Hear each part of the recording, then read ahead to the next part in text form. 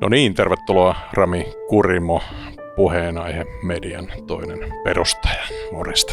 Moro moro. Ja tänään puhutaan mystisestä tilanteesta, joka lienee tätä kuvattaessa ratkennut. Eli sulla näitä jaksoja on, kuinka monta sataa niitä nyt on? 681 vai 200 täällä ulkona. Joo, kova. Mulla menee 400 rikki, niin näitä pitkiä jaksoja sitten lyhytään tietysti. Mutta kaksi niistä pitkistä jaksoista niin yhden tulkinnan mukaan sensuroitiin ja se päästi jopa niin kuin suomalaisen mediaan sillä ja sitten ruotsalaiseen mediaan siis sillä, että onko kyseessä sensurointi. Ja se teoria oli itse asiassa aika hyvä, koska tämä ensimmäinen jakso oli jakso 570, käsitteli CSAMia ja kyberturvaa ja EUn oikeutta valvoa tai velvoittaa alustoja poistamaan erinäistä kamaa. Niin what are the odds of that, että juuri tämä jakso poistetaan? Joo, se asetelma kieltämättä oli tosi erikoinen. Ja just sen takia, koska YouTubekaan ei alkuun sit tarjonnut siihen minkäänlaista selitystä, että just semmoinen jakso, missä kriittisesti tarkastellaan tätä nykyisin kansankielessä chat-controlina tunnettua voisi sanoa lainsäädäntöä, just, että miksi just se oli sitten blokattu EU-alueella. Joo, ehkä ennen sitten annat tänne, mitä sitten oikeasti tapahtuu, niin toinen teema, mitä käydään, niin tämä Hesarin Anna-Stiina Kallius kirjoitti tämmöisen esseen, jossa Jyrkin Sävän tuomittiin laitamedia ja sen kunniaksi meillä on Ivan Puopolo ja 23 minuuttia ja Roni Arvonen, joka täällä on ollut vieraana, sitten tietysti Otto Juoteen, nämä molemmat, eli Tuomas Sempusken kanssa tämä Suomen nostatus ja sitten Jari Kuikanmäen kanssa tämä Viides valta, jossa muuten puhuttiin koronateoriasta. Jari on tehnyt sitten kirjan, mutta me ei päästy sitten sinne olla. Onko nyt sillä, että me ei ollakaan laita oikeisto medioita? Me ei selkeästi olla sitten laita mediaa, jos Hesarin artikkelissa meitä ei mainita ja Hesarin totuus on koko totuus. Joo, tämä vähän niin kuin liittyy, eli siis meillä on nyt siis YouTube-jättimäinen julkaisualusta, joka sitten sattumalta juuri kun CSAM-aiheesta puhutaan ja oli tärkeät lainsäädäntöhankkeet menossa, niin poistaa 2 jaksoa. Ja sitten toisaalta sitten tämä niin sanottu valtamedia tässä nyt tätä kuvattaessa sitten pyytää kolumnistin tuomitsemaan, että näin meidän niin kuin mediat, vaan näiden kuppien mediat, niin aiheuttaa ihmisessä jopa niin kuin oksennusta, päänsärkyä ja pahoinvointia. Niin joskus kyllä on tästäkin, mutta kerropas nyt, mitä niille kahdelle kadonneille jaksolle oikeasti tapahtuu. Joo, voisi oikeastaan aloittaa tästä aikajanasta, niin sitten se on ehkä helpompi pysyä mukana. Eli nyt kun EU:ssa äänestettiin tästä chat-controllista hiljattain, niin Leevi oli jakanut tämän jakson numero 570 otsikolla EU ja CSAM isoveli valvoo sinua. Se oli jakanut sen Xään ja sitten jostain syystä se jakso ei sitten ollut nähtävissä normaalisti. Ja joku oli tullut kommentoimaan sinne Leivin X-postaukseen. Se oli sen takia jännä asetelma, että koska mulle ja Leiville se jakso kuitenkin silloin, kun me oltiin kirjautuneena puheenaiheen tunnuksilla, niin näkyi kuitenkin YouTubessa ihan normaalisti. Ja sitten kun sitä lähti selvittämään, niin huomasi, että tämä nimenomaan on, että se jakso edelleen on siellä, mutta kyse on siitä, että se on blokattu EU-maissa. Mm-hmm. Joskin se ei ollut ihan jokaisella käyttäjällä, että sitten niin kuin myöhemmin selvisi, että jotkut EU-maissa olevat käyttäjät pysty katsoa sitä, mutta sitten kun parillakin eri työkalulla, tämmöisellä kuin netissä olevalla työkalulla katsoa, että joiden avulla pystyy katsoa sitten, että onko jaksot normaalisti näkyvissä vai ei, niin sitten molemmat niistä, tai molempien niiden perusteella vaikutti siltä, että tämä nimenomaan oli blokattu EU-maissa, ja sitten Suomessakin, jos käytti vaikka Tor-selainta tai sitten VPN, niin sitten tämän jakson, tai itse asiassa ne molemmat jaksot pystyi katsoa ihan normaalisti. Mm-hmm. Ja se, minkä takia tämä oli myös erikoinen asetelma, oli se, että Spotifyssa ja Apple Podcastissa nämä jaksot kuitenkin oli ihan normaalisti nähtävillä.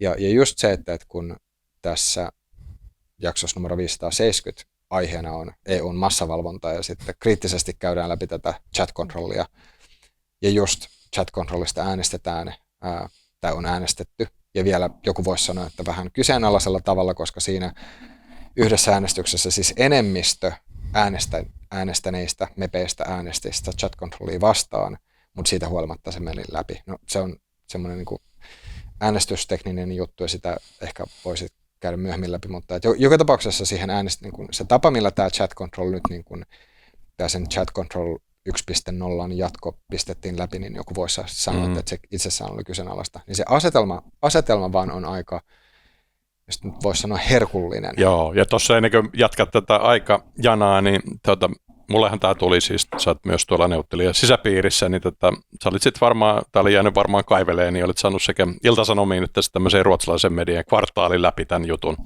Niin sitten sattumalta just, kun tälle tuli sitten vähän niin kuin kansainvälistä medianäkyvyyttä, niin sitten tämä homma niin kuin lähti selkeämään niin kuin tämän niin kuin pitkän odotuksen jälkeen. Joo, se on ihan mahdollista, että nyt se, että Ilta-Sanomat reagoi siihen ja sitten tämä ruotsalainen kvartaali, koska toi Mikko Ohtama oli siis englanniksi postannut tästä Xään ja se Mikon postaus oli saanut siis yli 800 000 näyttöä. Se oli kansainvälisesti sit selkeästi kiinnostanut. Nyt tietysti just tosi otollinen ajankohta ja siis pitää Mikolle sanoa tästä kiitokset, mutta se on hyvin mahdollista, tai siis ensinnäkin, että se on hyvin todennäköistä, että Kvartaal reagoi tähän asiaan nimenomaan sen Mikon postauksen takia, ja sitten se on ihan mahdollista, että YouTubessakin tämä asia eteni vähän nopeammin sen takia, koska Kvartaalista oltiin kysytty myös sitten YouTubelta, että mikä tämä tai niin kuin Googlen suunnalta, että mikä keissi on. No mutta nyt meillä on jonkinlainen niin kuin hypoteesi, että mitä sitten oikeasti tapahtui. Se siis ihan looginen tulkinta oli, että voiko olla sattumaa, että juuri sillä hetkellä, kun CSAMista tehdään tärkeitä äänestyksiä, niin siihen kriittisesti suhtautuvat tietojaksot, jota vaan blokataan EU-kansalaiselta, niin kyllä se nyt vähän kuulostaa siltä, että what are the odds of that. Mutta ilmeisesti hyvän tahtoinen tulkinta löytyi, että tälle löytyy siis oikea meriselitys tai ihan YouTuben sitten omista proseduureista. Joo, tässä mun mielestä on, tai siis tässä asiassa mun mielestä ei ole mitään syytä epäillä, etteikö se selitys, mitä YouTube sitten tarjosi, niin etteikö se olisi niin kuin täysin vedenpitävä. Ja se syy tosiaan oli se, että näissä kummassakin jaksossa oli siis meidän Vaalipodin jakson mainokset. Ne oli siis kahteen eri jaksoon, mutta joka tapauksessa niin niissä oli Vaalipodin jakson mainokset. Ja sitten sen takia, todennäköisesti se oli minä, niin olin pistänyt asetuksista, että se jakso sisältää poliittista mainontaa. Vaikka se poliittisen mainonnan määritelmä siis niin kuin YouTubessa itsessään on vähän epäselvä ja epämääräinen, ja siinä musta tuntuu on semmoista niin kuin harmaat aluetta sitten, että mikä niin kuin on poliittista mainontaa ja mikä ei silloin, kun se on kaupallista. Mutta joka tapauksessa sen oli laittanut varmuuden vuoksi. No silloin, kun sen oli laittanut, niin se ei vaikuttanut asiaan, ne jaksot oli ihan normaalisti nähtävillä, mutta sitten viime vuoden, siis vuoden 2025 syksyllä, nyt mä en itse asiassa ihan kuukaudesta mene vannomaan, mutta oli sitten, se tilanne oli muuttunut semmoiseksi, että, ja muistaakseni siis YouTube sanoi, että koska EU:ssa lainsäädäntö on tullut voimaan tai on tulossa voimaan, niin sitten sen takia kaikki jaksot, mitkä sisältää poliittista mainontaa tai missä sitten tämä tekijä on itse sanonut, että ne sisältää poliittista mainontaa ja klikannut sen asetuksen, niin sitten ne estetään EU-alueella. Ja tämä mun mielestä niin kuin, ensinnäkin, että tämä itsessään oli täysin ymmärrettävä ja looginen, mutta sitten se, millä voi sanoa, että siitä pystyi varmistumaan, oli, että sitten kun nämä mainokset leikkas jälkikäteen pois, siis YouTubessa on tämmöinen sisäinen työkalu, millä pystyy siitä jaksosta leikkaamaan tiettyjä asioita pois. Sitten kun ne mainokset otti pois ja sitten asetuksista valitsi, että nyt ne ei sisällä poliittista mainontaa, niin sitten välittömästi sen jälkeen ne oli katsottavissa suoralla linkillä ja sitten siitä joidenkin tuntien kuluttua, niin sitten ne oli taas haettavissa. Eli sinänsä niin kuin tämä YouTuben selitys mun mielestä niin kuin oli täysin looginen. Että se mikä just tekee tästä niin kuin meidän näkökulmasta, että missä ehkä niin kuin se probleema tai minkä takia niin kuin ne kysymykset nousi, oli just se, että koska no ensinnäkin niin kuin YouTube ei heti alkuun osannut sanoa, että mistä oli kysymys, sitä joutui odottaa joitain päiviä, ja sitten se, että koska sieltä niin kuin YouTube-studiosta niin ei ollut mitään semmoista, että se ei selkeästi näyttänyt, että nyt nämä jaksot on blokattuna, ja sitten se asetuskin, missä, jos miettii tämä niin kuin, siis se asetus, että nämä jaksot sisältää poliittista mainontaa, niin siinäkään ei ollut siis mitään tämmöistä, ilmoitusta, että nyt tämän takia ne ei ole sit EU-alueella nähtävissä, vaan sitä piti kaivaa sitten vähän pidemmältä. Joo, tuommoinen softblockihan oli aika yleistä silloin just jaksoa tehdessä ja sitä aikaisemmin. Siis tämä studion Ivan Puopolon kanssa hankittu, niin mä olin usein tässä semmoisessa viikon viisasteluohjelmassa, joka muuten siis mainittiin tässä Hesarin esseessä tämmöisenä laitamedian edustajana, niin siellä sitten kieltämättä oli aika paljon semmoisia värikkäitä sanoja, jotka ei niin kuin sivistyneeseen sivistysporvarin kielenkäyttöön tai sovi, niin YouTube sitten teki tämmöisiä niin kuin softbännejä, eli se poisti tuon niin kuin mainostulot Ivanelta, ja sitten Ivan, kun on kapitalisti, niin se sitten etsi niitä ja piippaili niitä ja julkaisi uudestaan, ja tässä on niin kuin vähän samanlainen kierroilmiö, että kyllähän se tuossa se huomaat, että rahaa ei tule, niin se on, mutta se on silti todella ärsyttävää ja todella tehokas tämmöinen niin softbänni. Mutta sitten toi on vielä ehkä sit astetta kierrompi, että tavallaan sä et vaan oikein tiedä, että missä maantieteellisellä näkyvyydellä tämä nyt on saatavissa, mutta jossain se kuitenkin rullaa. Ja sitten saattaa tulla semmoinen fiilis, että tämä nyt ei vaan kiinnosta ketään ja niin poispäin. Mutta ehkä tuossa on vähän sitten hyvän tahtoista, otetaan tämä nyt Googlen meriselitys tässä sitten at face value, niin ei varmaan kannata sitä poliittista mainontaa niin kuin hirveästi klikkailla päälle enää jatkossa, että se on varmaan vähän samanlainen kuin pankissa ilmoitat, että onko sulla poliittisia suhteita tai Amerikassa tiliä, niin siitä seuraa aika paljon byrokratiaa, kun sä klikkaat ne sitten päälle. Joo, ja siis tossakin kun luki sitä YouTuben kuvausta, että mikä lasketaan poliittiseksi mainonnaksi, niin se ei välttämättä olisi täyttynyt niissä, koska niissä kohdissa me ei siis itse mainostettu sitä ehdokasta, vaan me mainostettiin jaksoa, missä sitten tämä ehdokas oli vieraana. Niin. Totta kai se siis jakso oli maksettu mainos, siis maksettu kaupallinen yhteistyö, mutta se, että kun me tarjotaan sitten sitä mahdollisuutta kaikille ehdokkaille tasapuolisesti, mutta just se, että koska niin kuin Leevi, joka näitä jaksoja tekee, niin ei Leevi ole sanomassa kenellekään, että nyt sitä jaksoa äänestä tätä tai näin, että se on vaan niin kuin tarjotaan mahdollisuus keskustelulle. Joo, voidaan itse asiassa tuohonkin Kanin koloon mennä, siis tämä on tämmöinen sitten ehkä vähän lämpänä tätä perinteistä mediaa ja tätä Hesarin esseitä, että niin kuin tämä kaupallinen yhteistyö, että siinä on, niin kuin, on ihan hyvä, että sanotaan, kun joku antaa sulle rahaa, niin sitten siellä lukee, että vaikka se YouTuben niin kuin itse oma merkintä kaupallinen yhteistyö. Nythän se on laajentunut sillä, että sillä pitäisi koko ajan olla semmoinen poltettu banneri, että tätä kaupallinen yhteistyö muuta ihan niin kuin siinä videossa se olisi niin kuin se harrastoive media-alalla ja se on vähän epäselvää, että minkälaista raippaa siitä tulee, jos ei sitten tähän niin kuin alistu, kun taas sitten jos sulla on joku perinteisen median niin kuin YouTube-lähetys, niin siellä ei todellakaan niin kuin mitään niin kuin vilkua, että täällä edistetään vasemmistoasiaa tai muuta tämmöistä asiaa. Mutta kiinnostava keissi. Toi ruotsalaiset on kyllä aika hyviä, että onko tämä Kvartaali ja tämä onko se kaveri, joka teki tämän postauksen, josta se niin kuin levisi sinne, niin onko nämä niin kuin vaikutusvaltaisia tahoja tässä sananvapaustaisteluskenessä? No Mikko Ohtamaa voi sanoa, että se on kyllä hyvin vahvasti, se on siis voisi sanoa kuin kryptoskenessä enemmän aktiivinen, mutta että se on sitten taas ottanut kantaa hyvinkin paljon siis tähän niin kuin sekä kryptolainsäädäntöön että sitten myös ylipäänsä tämmöiseen niin kuin yksityisyyttä koskevaan lainsäädäntöön ja sitten tähän liittyy myös vaikka niin kuin digi-euro ja digi-ID, tämän tyyppiset asiat. Kvartal täytyy sanoa, että se oli semmoinen media, mistä mä itse en ollut aikaisemmin kuullut ollenkaan. Että.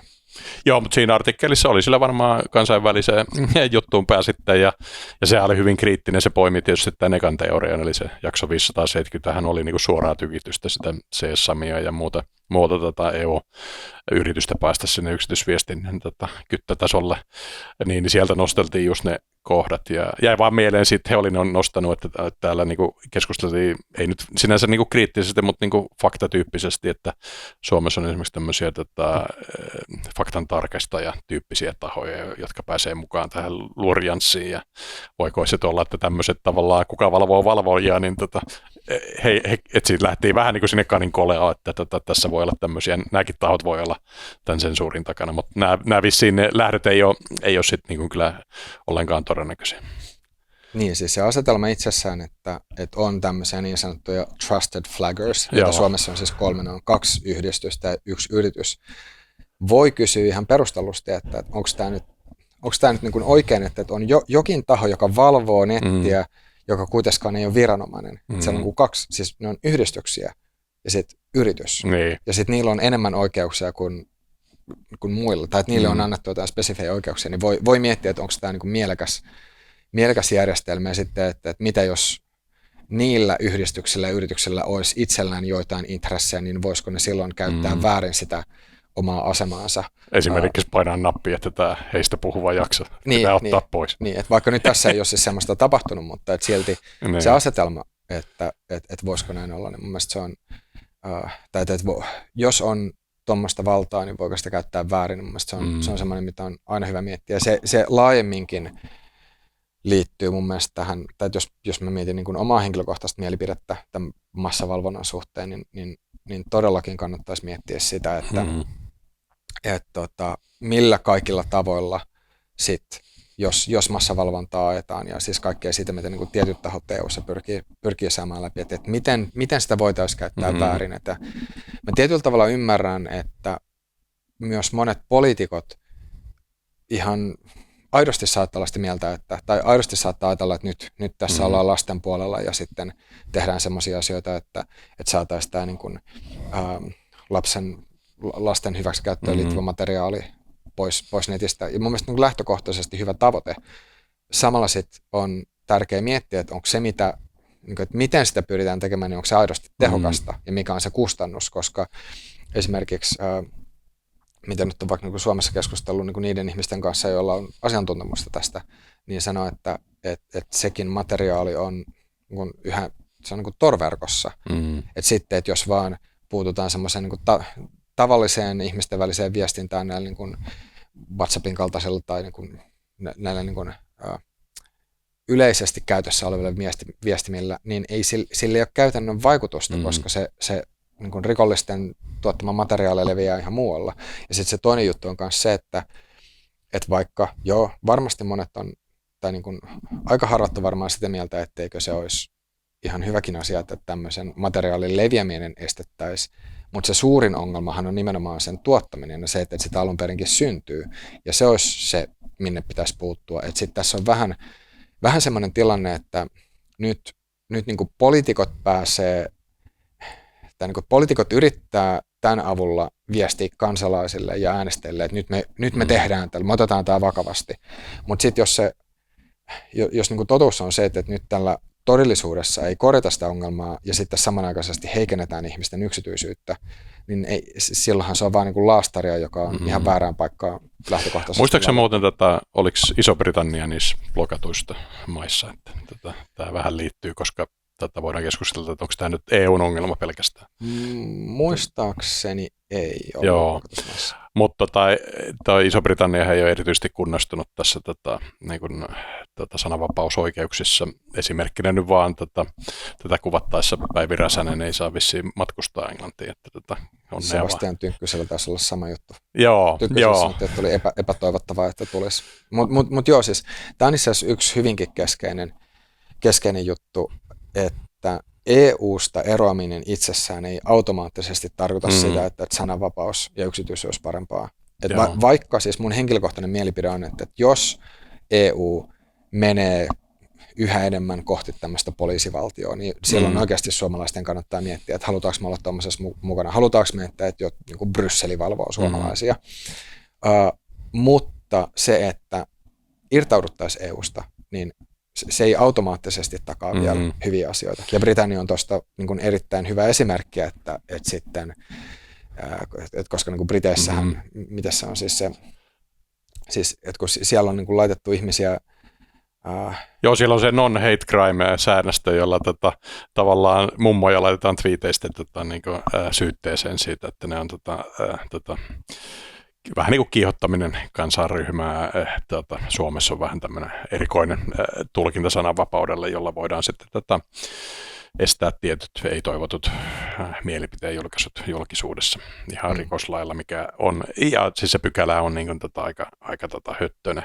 Mutta itse asiassa tästä Sesamista niin ja päästä päähän salatuissa viesteissä, niin yleisesti ottaen mun käsitys on tätä kuvattaessa, että päästä päähän salatuissa viestintäkanavissa vaikka nyt Signaali ja WhatsApp, niin ei ole ongelmaa. Eli näitä on hyvin vaikea saada EU-kontrollin piiriin enää, koska jäsenvaltiot niin kun äänestivät sen CSAMin vastaiseksi, jossa yritettiin näitä saada siihen sen aikaisemmin voimassa olevaan niin kuin direktiiviin, siis lastensuojelu on niin kuin yleisesti hyväksyttyjä direktiivejä, niiden perusteella sitten tämmöisiä ei päästä päähän salattujen kanavien viestintää on saanut tarkkailla.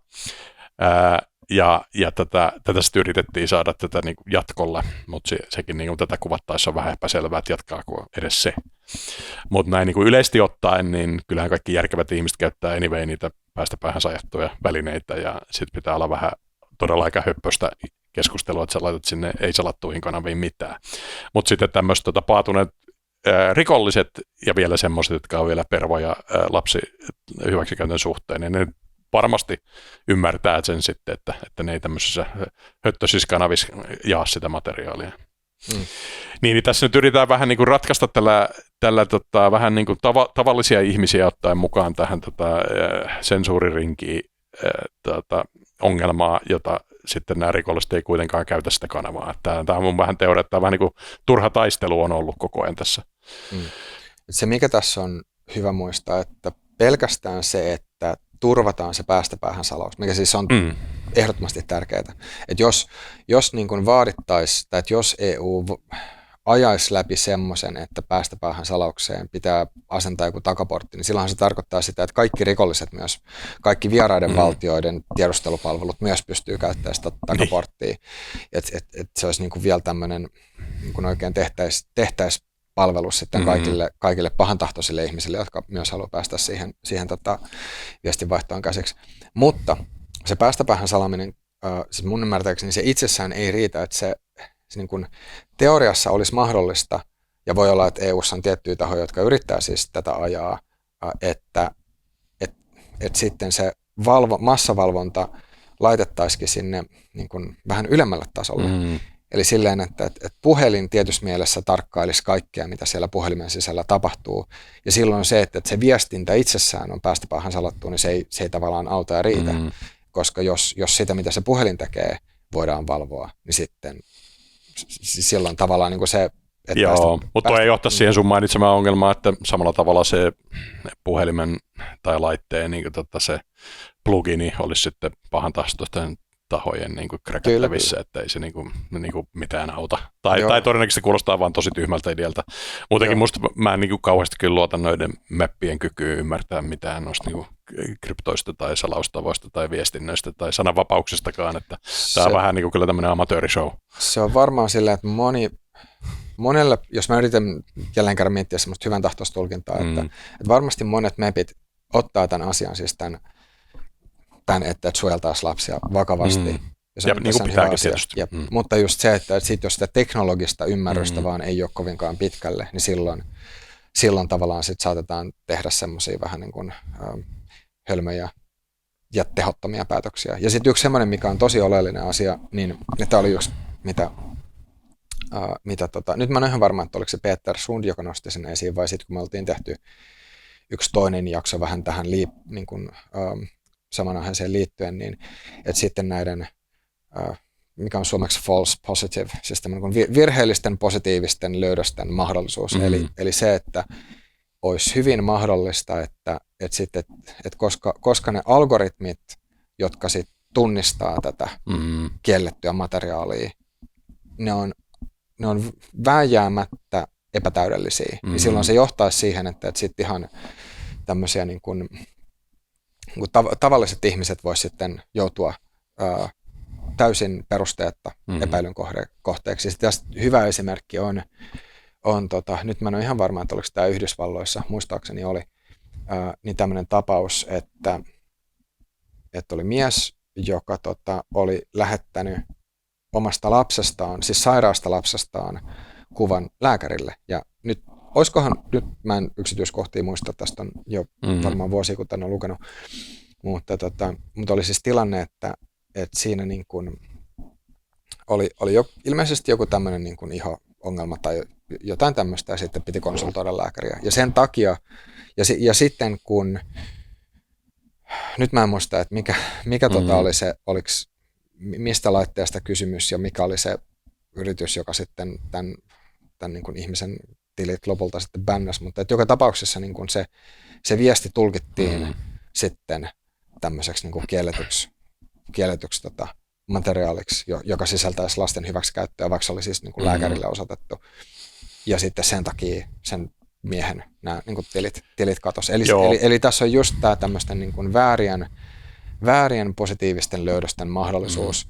Ja sit jos tätä massavalvontaa tapahtuisi nimenomaan systemaattisesti ja kaikilla, niin sehän tarkoittaisi sit, että vaikka se prosentuaalinen todennäköisyys, että yksittäinen viesti perusteetta tulkittaisiin, olisi suhteellisen pieni, mutta sitten kun niitä viestejä välitetään ihan valtavia määriä, niin silloin se tarkoittaa, että sitten niitä kuitenkin niin kuin tulisi vastaan. Joo, ja toi liittyy siihen näin teidän niin kuin kadonneisten YouTube-jaksojen mysteeriin sillä tavalla, että se rankaisu yleensä siis tämmöisen niin kuin alustan, jos se niin kuin velvoitetaan tekemään jotain viranomaisten puolesta näitä toimenpiteitä, niin sen rationaalinen ratkaisu eihän nyt ketään palkkaa niin kuin tsekkaile yhtään mitään tai vastaamaan valitukselle, että tili vaan kiinni ja sitten ei vastata sen viesteihin. Ja tätä siis tapahtuu valitettavan paljon ja teilläkin siis pakko kyllä nyt vähän tulkita tätä teidän keissiä, että ei ollut niin kuin melkein vuoteen kiirettä tai YouTubella mitään vastata, mutta sitten kun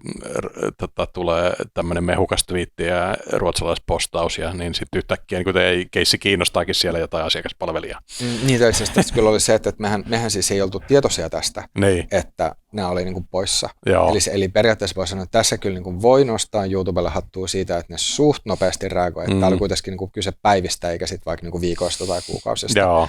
Mutta kyllä se on hyvin mahdollista, että kun Kvartal teki sen jutun ja itsekin vielä kysyi YouTubelta tästä asiasta, niin sitten se pikkasen niin kuin nopeutti tämän asian ratkeamista. Mutta sitten vielä mitä tuohon niin kuin tähän niin kuin Sesamiin tai siihen niin kuin lasten hyväksikäyttöön liittyvään materiaaliin tulee, niin just se, mikä olisi oleellista tai niin kuin erityisen tärkeää olisi just se, että se niin kuin keskityttäisiin sinne, missä se alkuperäinen ongelma on, eli sinne niin kuin tuotantopuolelle sitten, että jos se on vain tämmöinen niin kuin laastari, että ollaan tekevinään jotain, mikä oikeasti ei sit korjaa sitä ongelmaa, niin silloinhan se niin kuin alkuperäinen ongelma kuitenkin jää sitten vielä ratkaisematta. Joo, olikohan se Julius Kivimäen siis tätä vastaamokeissin, se Tor-serveri oli kuitenkin jollain niin kuin pyöräytyksellä löydettävistä jostain niin kuin Ranskasta siellä poliisitoimin, että nämä on tietysti aika hankalia, kun käytetään sitten parasta mahdollista suojausteknologiaa, kuten Toria, sitten niin kuin löytää ne tavallaan pahikset. Kans sitten voisi miettiä, että tämä on tietysti vastenmielinen aihe, tämmöinen niin kuin lasten hyväksikäyttömateriaali, että pitäisikö niille sitten vaan antaa sitten joku tekoälyfantasia toteuttaa nämä sitten, ettei niin kuin oikeita ihmisiä, niin lapsia pahoinpidellä. Niin toi on itse asiassa eettisesti tosi haastava kysymys ja mun mielestä siihen on niin kuin kaksi näkökulmaa ja mä ymmärrän erittäin hyvin sen intuitiivisen reaktion, mikä varmaan hyvin monilla ihmisillä on se, että vaikka se olisi tekoälyn tuottama, niin sen pitää olla kiellettyä, koska se herättää semmoisen tunteen siitä, että tämä nyt on vaan, tämä on niin väärin, koska se näyttää tolta. Sitten tietysti se toinen puoli on se, että jos ei ole uhria, jos se on pelkästään vaan tekoälyn luomia pikseleitä, niin onko silloin ongelmaa? Ja tässä sitten joku saattaisi sanoa, että jos tämmöisen materiaalin kattominen, vaikka se olisi tekoälyn luomaa, lisää todennäköisyyttä, että sitten se ihminen alkaisi toteuttaa niitä fantasioitaan oikeassa elämässä, niin silloin sen takia se pitää kieltää. Niin. Joku toinen sitten taas sanoo, tai saattaisi sanoa, että nimenomaan se, että jos pystyisi pitäytymään siinä tekoälyn luomassa fantasiassa, niin se nimenomaan niin kuin tarkoittaisi, että silloin ei tarvitse niin kuin, että silloin niin kuin oikeasti lapset säästyisi. Mutta tämä on esimerkiksi sellainen asia, että mulla ei ole tutkimustietoa siitä, että miten tämmöisen niin kuin tekoälyn luoman materiaali sit vaikuttaisi ihmisten käyttäytymiseen oikeassa elämässä. Joo, luulisin, että tekoälyn myötä siis niitä sitten pystytään jäljittämään näitä sitten rikollisketjuja, jotka luo sitä materiaalia vähän paremmin. Toivotaan se, että se nyt ainakin saadaan pois. Toi voi olla muuten vähän samanlainen kysymys, vähän hyppii tämä keskustelu kuin huumeilla, että jotkut on sitä mieltä, että nimenomaan estämällä kaikki köyttihuoneet ja tekemällä kaikista kriminalisoitua, niin tämä on niin kuin juuri oikea tapa tehdä ja lisätään vaan rangaistusta ja pidetään se poissa ja toista on sitä mieltä, että jos se tavallaan otetaan se rikollisuus siitä irti, niin sitten se tavallaan käyttökin vähenee.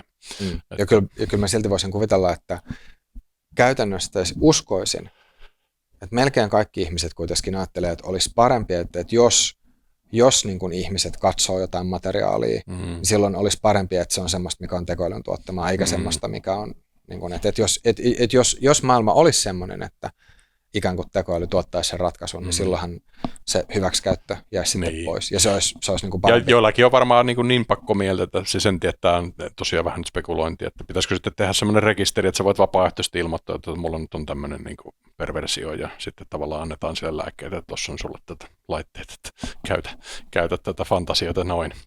Mutta jotenkin tuntuu, että tämä on niin kuin kyllä karu aihe, ja nimenomaan siis tärkeintä, että niin kuin eihän niitä lapsia saisi vaan se on ihan hirveä kohtalo, jos näin käy.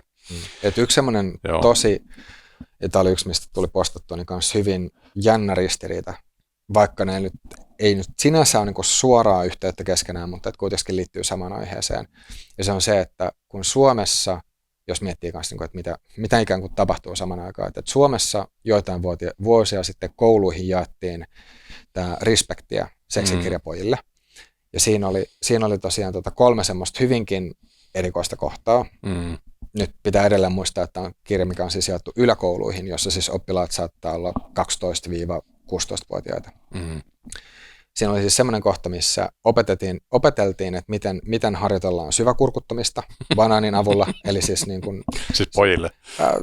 Kaikilla, jotka sitä niin kuin lukee sukupuolella varmaan katsomatta. Joo. Tämähän oli siis semmoinen kirja, mitä ilmeisesti niin kuin systemaattisesti kaikissa kouluissa ei käytetty, mutta että kuitenkin oli joitain kouluja, missä siis tätä luettiin. Aikamme Pirkkalan monisti. Niin, oli joitain kouluja, missä siis tätä käsiteltiin sitten niin kuin, oppitunneilla. Mutta oli siis ohjeita, että miten niin kuin harjoitellaan banaanin avulla syväkurkuttamista, ja se oli vielä silleen, että vaikka niin kuin oksettaisi, niin sitten voi harjoitella banaanin avulla. Ja sitten jälleen kerran kun miettii, että miksi kenenkään 12- tai 13-vuotiaan tarvitsisi, 15-vuotiaan, miksi kenenkään niin kuin sen ikäisen tarvitsisi osata mitään ton tyyppisiä juttuja. Niitä on ihan niin kuin, niitä aikuisena ehtii opettelemaan sitten, jos sieltä tuntuu. Sitten oli myös kohta, missä opetettiin, että miten voi harjoitella niin kuin anaaliseksiä sillä, että tunkee porkkana omaan takapuoleensa. Ja sitten kanssa niin miettii, että nyt, ja siis tämähän on oikeasti, siis, niin kuin, vaikka tälle voi nauraa, niin tämä on tosi vakava asia, jos miettii, niin kuin, että niiden...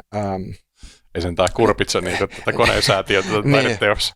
Kyllä, se on myös toinen menee saman kategoriaan. Siinä sentään ei ollut lapsia, mutta olihan se silti vähän erikoinen keissi. Mutta siis tämä, että kaikkien asioiden tunkeminen takapuoleen niin lähtökohtaisesti on vaarallista, siis niin jos miettii kirurgisesta näkökulmasta. Lääkäri Rami siellä puhuu. No, valelääkäri, koska siis tutkintoahan tosiaan mulla ei ole, ainakaan vielä. Kuulitte sen täältä neuvottelija-kanavalta, älkää tunkiko asioita takapuoleen. Joo, että sitten ja nimenomaan siis se, että ja sitten siinä on, mä en muista, että oliko siinä nyt vielä jotenkin ohjeita, että miten sitä porkkanaa voi jotenkin lämmittää tai pehmittää, siis vai liittyykö se parhaan. Mutta joka tapauksessa, että oli se, että miten, niin kuin, että lapsille opetetaan, miten tunkea porkkanan takapuolelle. Siis lähtökohtaisesti hemmetin vaarallista. Mutta se viimeinen kohta, ja nyt tämä liittyy sitten taas tähän aiheeseen, oli se, että miten siinä siis opetettiin, että miten otetaan ja lähetetään seksikkäitä kuvia omista sukuelimistä. Ei saakeli. Eli siis, ja sitten joku vois sanoa, se on vähän tulkinnanvarainen asia, mutta jos niin kuin miettii silleen, että seksikkäät kuvat lapsista, joissa näkyy niin kuin lasten genitaalit, niin joku voisi ihan perustellusti sanoa, että toi on lapsipornoa, ihan riippumatta siitä, että onko lapset ollut itse kuvaamassa sen vai ei. Ja nyt meillä on siis yläkouluihin jaettu kirja, jossa lapsille opetetaan, miten tehdään lapsipornoa ja miten sitä lähetetään eteenpäin. Joo. No siis, jos jotain hyvää pitää siitä kirjasta sanoa, mutta tuosta kohtaa oli se, että siinä kuitenkin sanottiin, niin kuin tuotiin esille se, että niin kuin näitä kuvia ei ole hyvä lähettää kenellekään, joka ei toivo niitä saavansa. Niin, että ei ihan kuitenkaan niin dickpiksejä niin siis silleen, että tuossa on hyvä asia.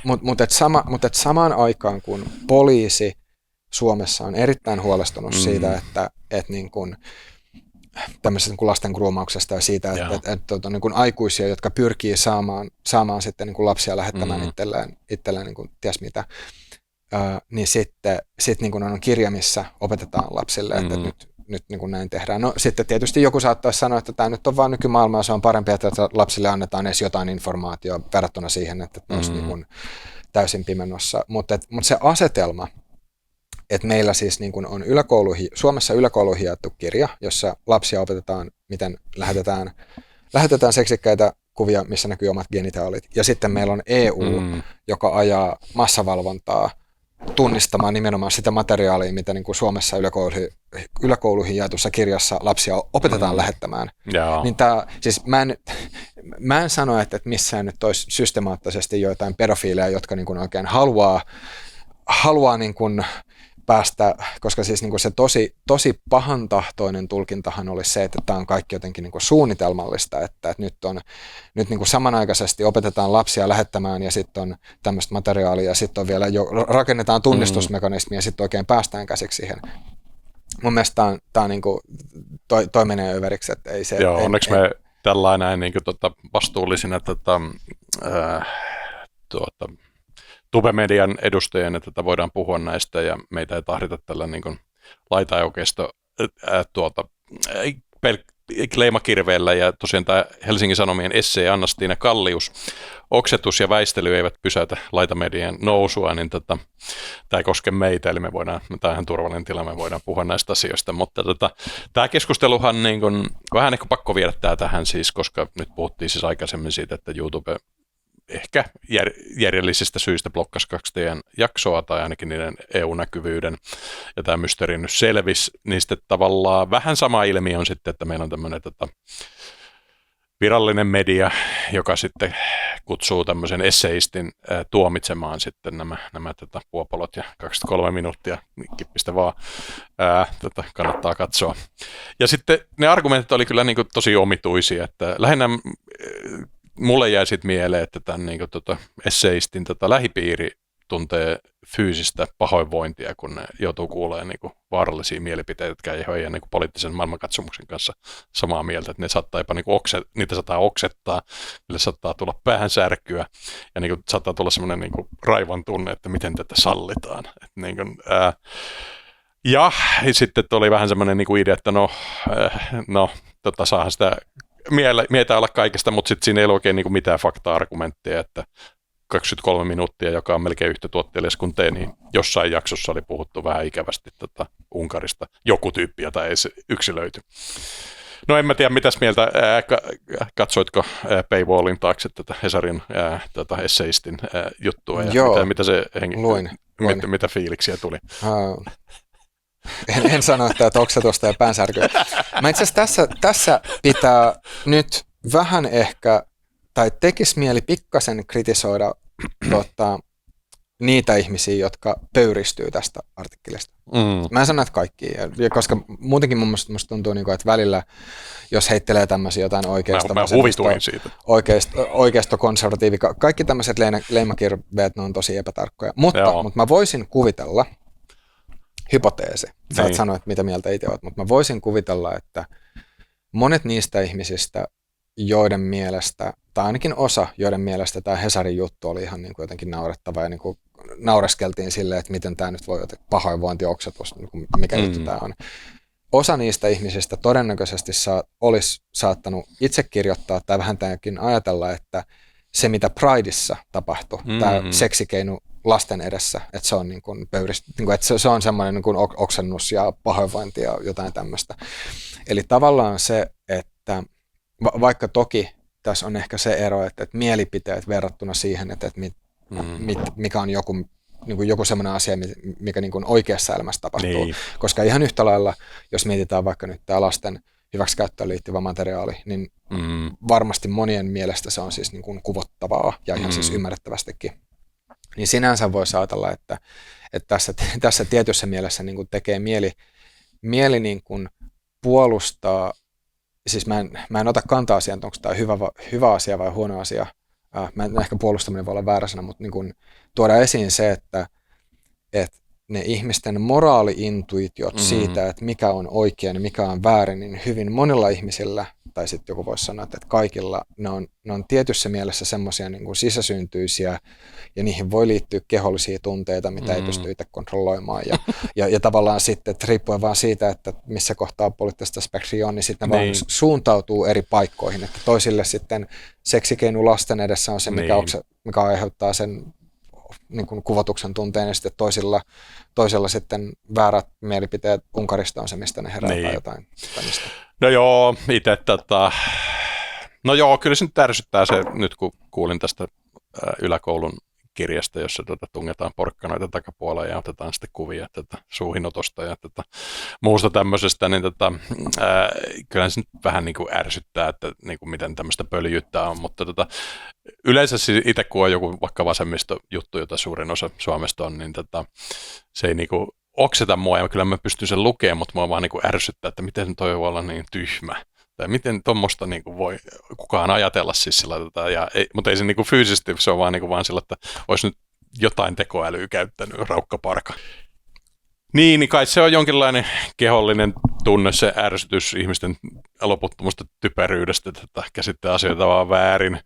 Mutta sen kun kirjoittavat, eihän mun sitä olisi ollut pakko lukea, ja usein en luekaan, ja elämä on parempi kuin en lue. Et siinä tavalla sit varmaan ne ajattelee just sillä, että en missään tapauksessa halua kuunnella minuuttiakaan, eikä 23 minuuttia tai Roni arvosta, ja sen kun tekevät mitä haluavat, mutta tarviiko siitä nyt jotenkin sitten ruveta yleistää, että tee yksilönä mitä haluat, mutta älä niinku yleistä sitä johonkin niinku yhteiskunnan tasolle, että taas joten niinku hyvä olla sitten kuuntelematta näitä.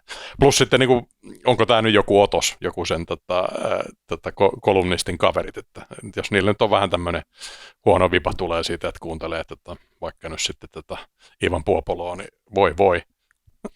Niin, siis se on tavallaan tuossa, mitä itse sanoit aikaisemmin, että sulla nyt ei herää mitään semmoista niin kuin oksetusta tai muuta, niin ei, kyllä mäkään en ole kyllä huomannut siis, että jos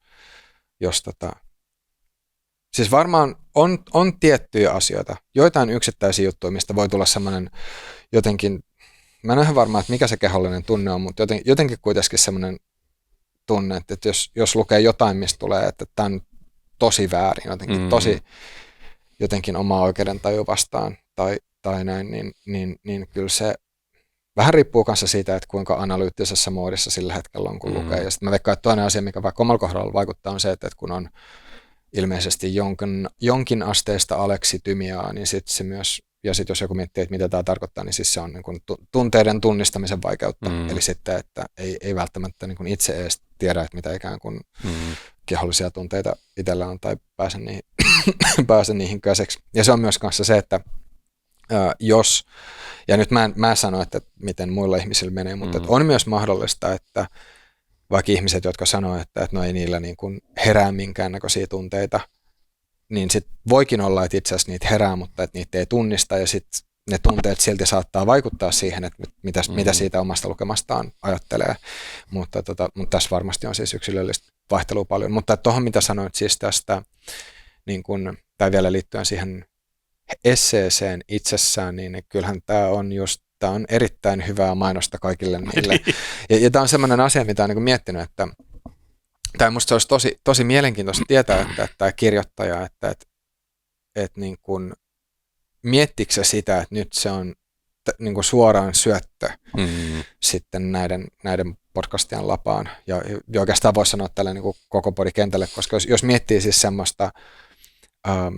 semmoista eetosta, mikä ehkä monissa näissä podeissa tai niissä siinä esseessä mainituissa podeissa on just se, että siinä on semmoinen vastakkainasettelu valtamedian tai oikeastaan institutionaalisen median kanssa. Niin nyt tämä esse on niin kuin oikein vahvistaa sitä mielikuvaa, että se vastakkainasettelu on todellinen, ja sitten periaatteessa nämä podit saa niin kuin ilmaisia uhripisteitä siitä, että katsokaa nyt, kuinka meitä yritetään tuolta jostain ylhäältä vain vaientaa.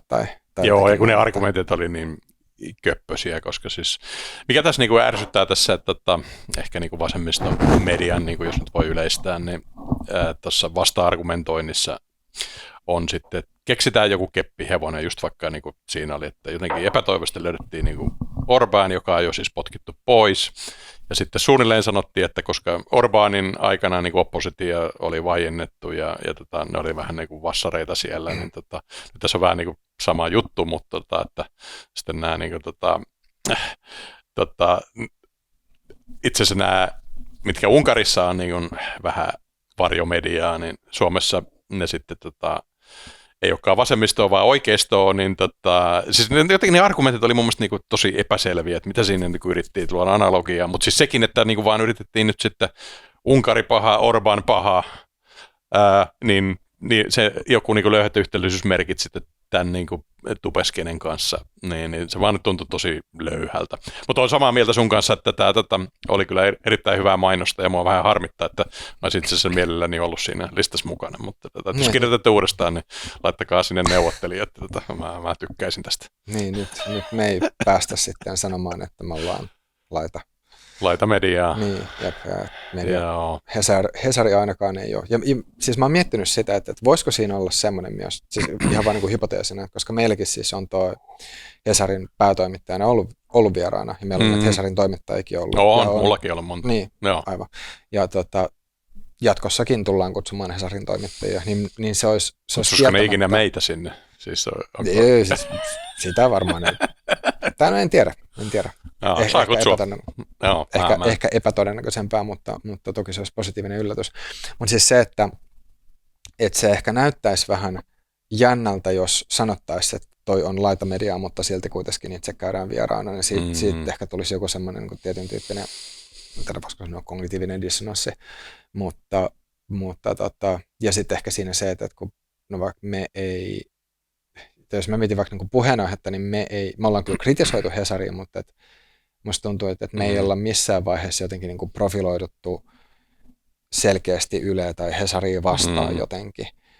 Ja sitten se on niin kuin vähän, tietysti mielessä niin kuin ollaan diplomaattisempia, jos ehkä näin voi sanoa. Mä oon sitten ehkä X:ssä yksityisesti ottanut välillä kriittisempää linjaa, mutta se, että se on jännä nähdä, että sitten kun tämä kehitys menee vielä vähän pidemmälle, koska siis ne mainoseurothan jatkuvasti siirtyy institutionaaliselta medialta tämän niin kuin uuden, miksikä ikinä nyt näitä podcasteista voisikaan kutsua, niin tavallaan niiden päälle. Ja samalla myös kun yleisö siirtyy, niin kun mainoseurot siirtyy ja yleisö siirtyy, ja ne tietysti kulkee käsi kädessä, mikä tarkoittaa sitä, että vaikutusvalta myös siirtyy.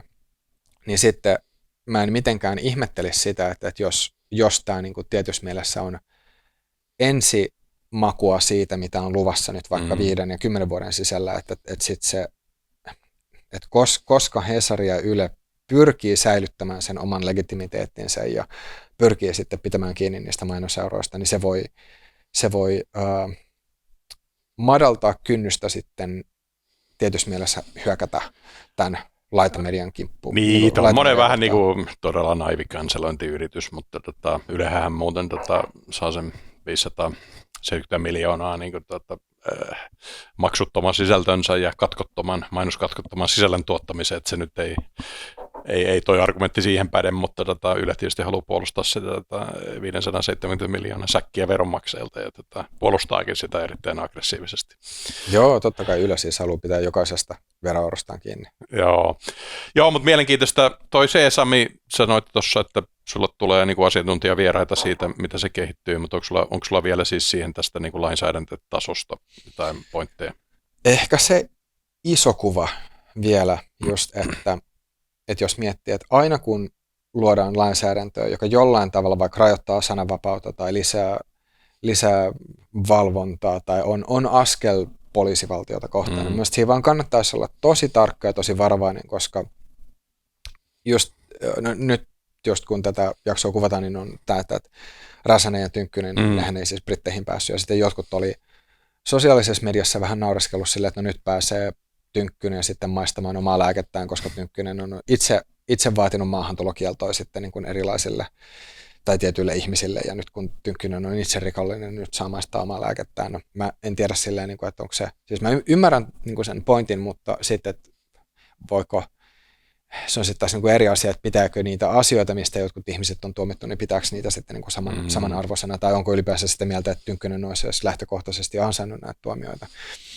Räsäsen kohdallahan on se jännä tilanne, että Räsänen on itse ollut aikanaan ymmärtääkseni siis edistämässä sitä lainsäädäntöä, joka johti Räsäsen tähän viimeisimpään tuomioon, siis sananvapaustuomioon, mitä tähän Raamatun siteeraamiseen liittyy. Niin tämä mun mielestä niin kuin kaikkien poliitikkojen kannattaisi just hyvin tarkkaan miettiä sitä, että jos jotain tämmöistä massavalvontaa lähdetään tekemään, joka liittyy nimenomaan siihen, että siellä niin kuin flagataan sitten tämmöistä niin kuin sopimatonta lasten hyväksikäyttöön liittyvää sisältöä, niin mitä jos sen lopputuloksena itse joskus päätyy väärin flagatyksi ja siitä seuraa itselle ongelmia. Et kuinka moni poliitikko vaikka ottaa huomioon tuon. Tai sitten mikä tahansa muu asia, mitä siitä voi seurata, mitä tällä hetkellä välttämättä ei niin kuin, tule edes tai ei tule edes mieleen. Ja sitten, että jos miettii vaikka Suomeakin, niin musta tuntuu, että suomalaisilla on vähän semmoinen naivi tai sinisilmäinen suhtautuminen vallanpitäjiin ja sitten erityisesti viranomaisiin, että ajatellaan, että viranomaiset jotenkin toimii oikein, että vaikka kyllä nyt tämän Garden Helsingin yhteydessä keskustellaan tai ollaan keskusteltu tästä rakenteellisesta korruptiosta ja hyväveliverkoista, mutta sitten ehkä jotenkin ajatellaan, että ne viranomaiset kuitenkin lähtökohtaisesti toimii oikein, mutta meillä kuitenkin on siis huumepoliisin pomo, joka tuomittiin vankilaan. Eli sit, jos on työkaluja, joiden avulla pystytään sit tavallisia kansalaisia jotenkin valvomaan ja sit niin kuin merkitsemään tai näin, niin voidaanko me luottaa, että ne ihmiset, jotka sitten hallitsee niitä työkaluja ja käyttää, että ne oikeasti toimisi aina oikein, eikä sitten samalla tavalla kuin tämä huumepoliisin pomo. Ja sitten niin kuin toinen asia kanssa, mikä mun mielestä kannattaa miettiä, tämä itse asiassa liittyy myös tähän maahantulokieltoon, että jos joku on tyytyväinen siitä, että nyt Tynkkynen ja Räsänen sitten, että niitä ei päästetty maahan, niin mitä sitten jos ensi hallitus Briteissä onkin sitten vaikka selkeästi tämmöinen oikeistopopulistinen tai oikeistokonservatiivinen, ja sitten niillä on käytössä se lainsäädännöllinen kehikko, jonka avulla sit voidaan ihmisiä estää tulemasta maahan, ja sitten ne kohdistuukin vaan kokonaan niin kuin toisenlaisiin ihmisiin tai niin kuin toista mieltä oleviin ihmisiin. Että mun mielestä niin kuin aina kannattaa miettiä sitä, että jos vallassa olisi sellaiset ihmiset, joista itse ei pitäisi ja joiden poliittiset mielipiteet olisi täysin vaikka päinvastaisia sille, mitä itsellä on, niin mitä seuraisi, jos niillä ihmisillä olisi käytössä ne työkalut, joita sitten ollaan luomassa ja miltä maailma näyttäisi silloin. Että toi on semmoinen mun mielestä, mitä aina kannattaa miettiä ja siis niin kuin tosi tarkkaa. Joo, samaa mieltä ja lisäsi sitten myös tämän, että nämä kanavoiden pitäisi olla joku oikeusturvaalla, että siis että jos sut voidaan niin kuin blokata tai kanseloida tai merkitä epäilyttäväksi jossain systeemissä, niin siinä pitäisi olla oikeus niin kuin auditoida se ja sitten oikeus olla niin kuin jonkinlainen yhteismuodostaa siihen, että tapahtuuko tässä oikeusmurha, niin kuin, vähän niin kuin osittain tapahtuu tässä teidän YouTube-keissin yhteydessä.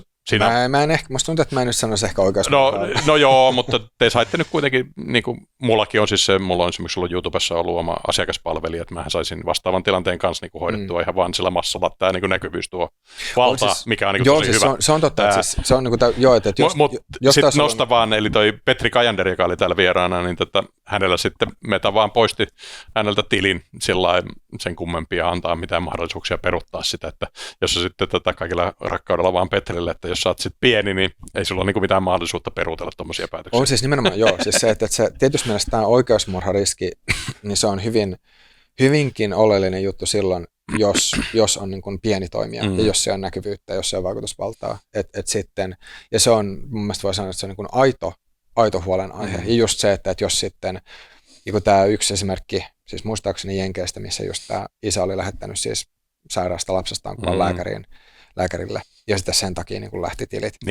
Niin toi on esimerkki siitä, että mitä voi käydä. Ja sitten, että jos miettii vaikka, sitten oli myös muistaakseni suht tuore esimerkki, oliko se joku sarjakuvataiteilija, joka oli piirtänyt jotain animea tai tämmöistä, nyt mä en muista, että missä maassa, niin sitten sitten niin kuin niitä sarjakuvia, mitkä ilmeisesti kuitenkaan ei ollut sit ongelmallisia, mutta jotenkin ne oli sitten niin kuin, ne oli joku algoritmi oli kattonut, että ne sitten kuitenkin oli, ja sitten sen takia niin kuin kaikki lähti. Eli periaatteessa voisi sanoa niin kuin kaikille ihmisille sen, että mitään oikeasti tärkeää tietoa ei kannata säilyttää pelkästään pilvessä, vaan niin kuin aina kannattaa kaikesta laitteella, sitten myös niin kuin fyysiset kopiot, koska ja niin kuin, että vaikka niin kuin ehkä yksittäisen ihmisen todennäköisyys joutuu tämmöisen niin kuin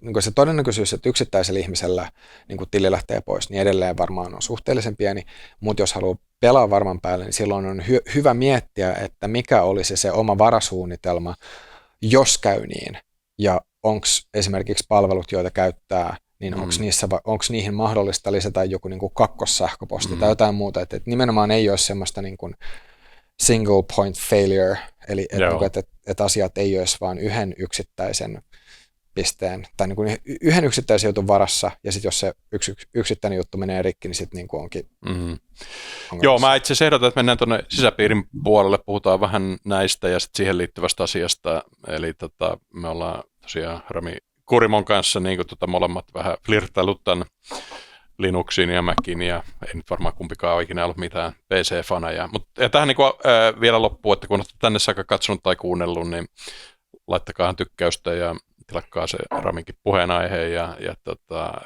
kaikki kommentit auttaa näitä algoritmeja, että saadaan vähän niin kuin valtaa sinne algoritmin tai tänne YouTuben ja Spotifyn kanaviin kohtaan, että sitten me niin kuin näytään merkityksellisinä heille, niin tämä lisää meidän valtaa tässä systeemissä. Mutta mä ehdotan, että mennään tuonne sisäpiirin puolelle ja puhutaan sitten siitä, sä oot ostanut Mac Ultran ja sä demosit siellä sun studiolla ja hyvin pelas. Mä oon niin kuin vähän venannut, mulla on tämmönen Mac Minissä pyörivä Samantha, niin mä tätä odotan kuin kuuta nousevaa M5 Ultraa. Niin tää sitten vähän liittyy, samalla katsottiin, vähän vertailtiin, sanoin, että mulla on pari pro-vinkkiä, että miten saadaan vielä tätä tietoturvakuntoon, niin jutellaan vielä lyhyesti sisäpiirissä näistä kahdesta asiasta. Eli onko Mac kuitenkin aika turvallinen ja miten sitä tietoturvallisuutta voidaan lisätä, kävisikö tämä? Kuulostaa hyvältä. No niin, nähdään sisäpiirin puolella ja kiitoksia tästä, Rami. Kiitos.